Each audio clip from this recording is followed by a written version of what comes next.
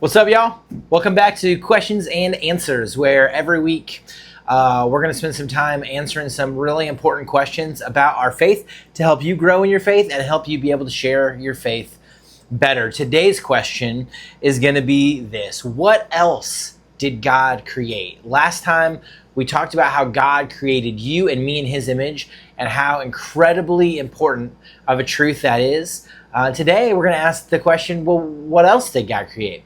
And it might seem like a simple answer, right? You might already have it in your head. God created everything. And if you're thinking that, you'd be right. God did create everything, but more importantly, God created everything with purpose. He created everything through the power of His Word, and He created everything good.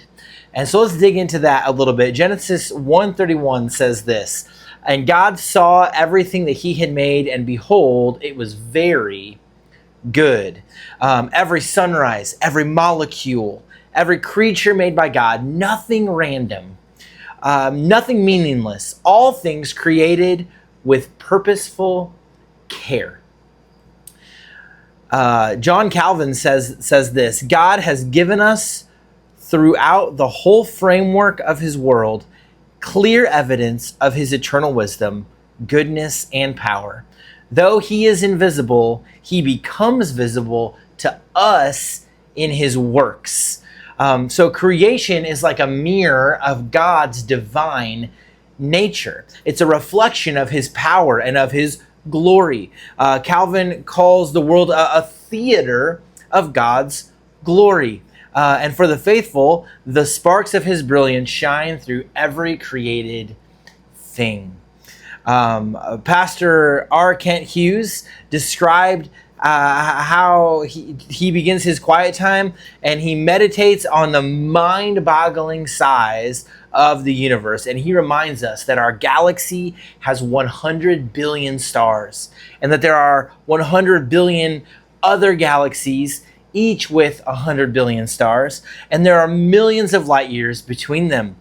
It's staggering to think about this universe that God has created, and yet Genesis 1:1 simply states, "In the beginning, God created the heavens and the earth." Now, in Hebrew thinking, when Scripture says heavens and earth, it means everything, the whole cosmos.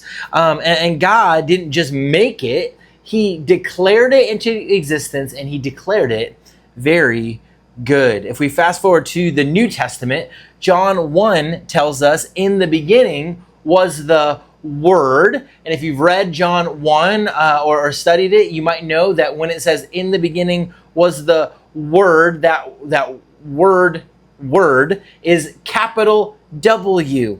And it goes on to say, "And the Word," capital W, "was with God, and the Word," capital W, "was God, and all things were made through Him." That capital W word is Christ. It's Jesus. So everything from the swirling galaxies to the tiniest grain of sand was made by Him, through Him, and for Him.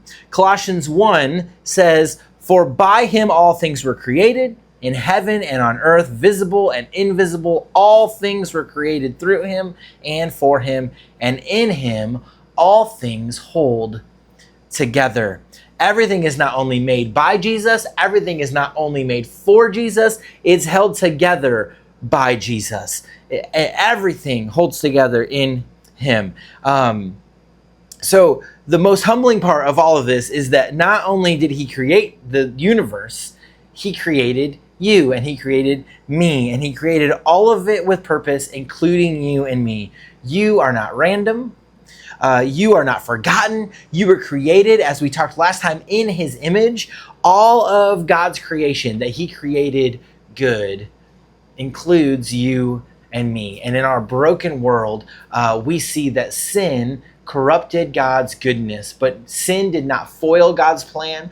God, in His goodness, uses His plans, had His plans set in motion from the beginning to overcome sin with the gospel. And in His goodness, He makes all things good again. We will see y'all next time.